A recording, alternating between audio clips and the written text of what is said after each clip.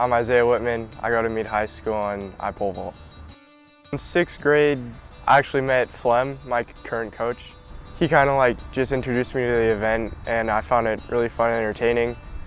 And then I ended up getting a stomach surgery, so then I was kind of out of track for a little bit. My intestines were malrotated, which is essentially where they're just tied in a knot. So nothing could go through, nothing could digest. And then I got to high school and I was like, oh, vault was fun, I remember it, might as well try it again. Being able to jump and try to get upside down on a long stick is kind of fun to me.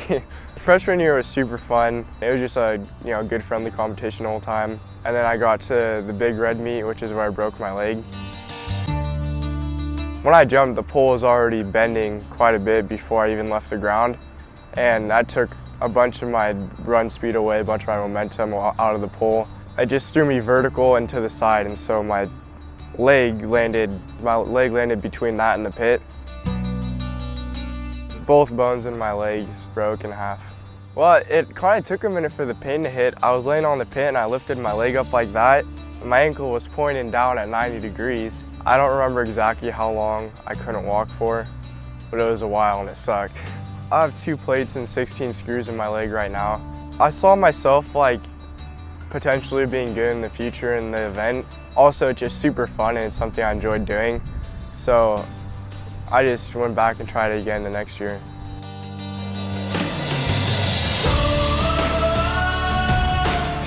I've had to get surgery on something every year.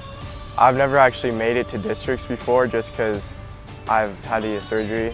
And so I think it's just proven that I'm persistent. And that's one of the things that the freshmen see when they look at me. And so I feel like that's something that I would like for them to be. So I feel like being humble and letting your actions speak for yourself is one of the best things that I could teach for them.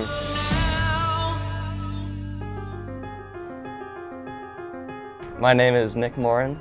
I am a senior at Ferris High School and I play baseball.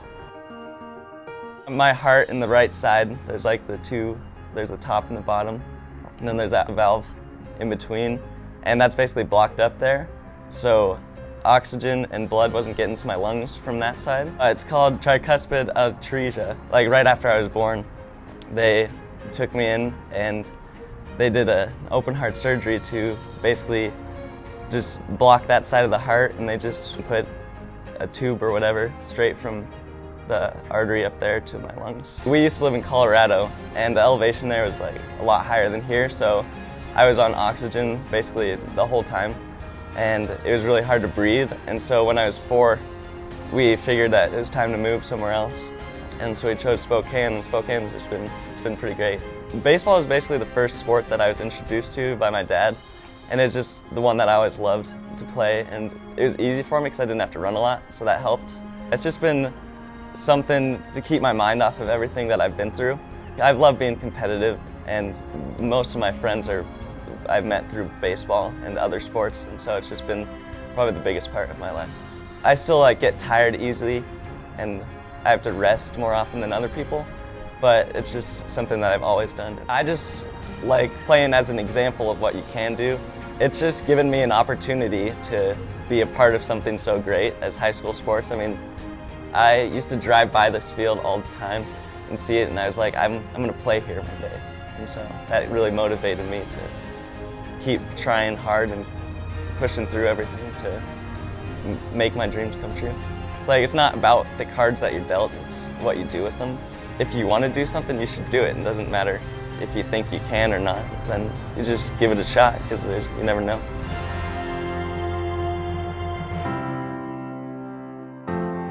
I am Philip Croft. I go to Valley Christian School, and I have done parasport for 5 years.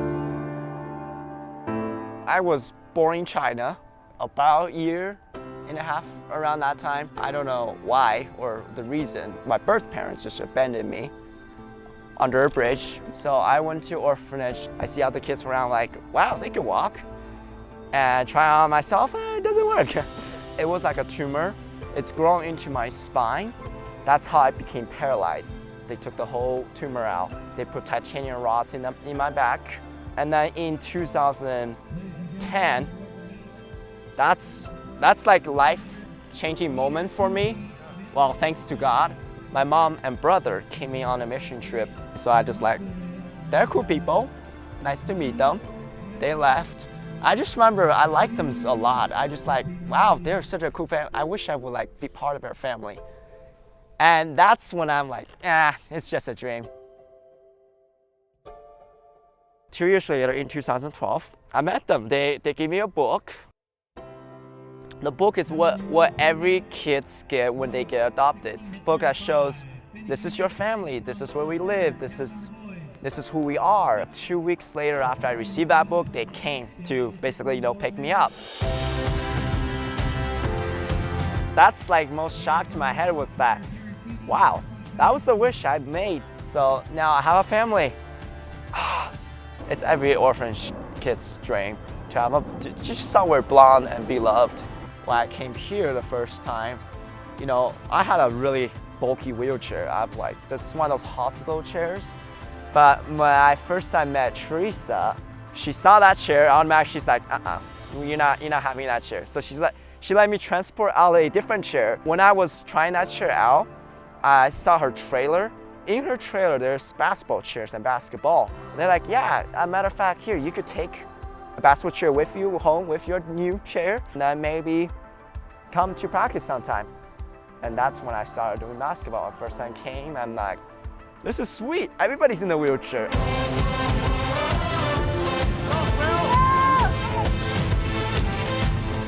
For sports, for me, I didn't make this all happen. I had people surrounded.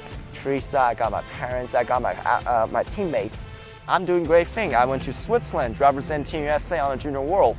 Who gets to do that? Recently, I went to China, Beijing, China, for my race, my own country, where I still know the language, know the culture. Looking back at that, it's like, this is so awesome. Sports basically changed my life. I wanted to go out there and says, I'm here to represent as Christian, represent as Christ here, and I'm here to represent also that sports exists for people with disabilities. If they could see that, hey, there's a kid in a wheelchair who could race and who could push out there and get sweaty and get tired, get sore, they might encourage others, says, you're in a wheelchair, do you want to do sports? Come on, man, that kid is out there grabbing medals here. I learned positivity rather than negativity. You could be a negative, upset, hate the world, hate everyone around you, and it's not going to change the situation, or you could be positive and say, hey, today's a new day, it's going to be great, let's look on the positive here.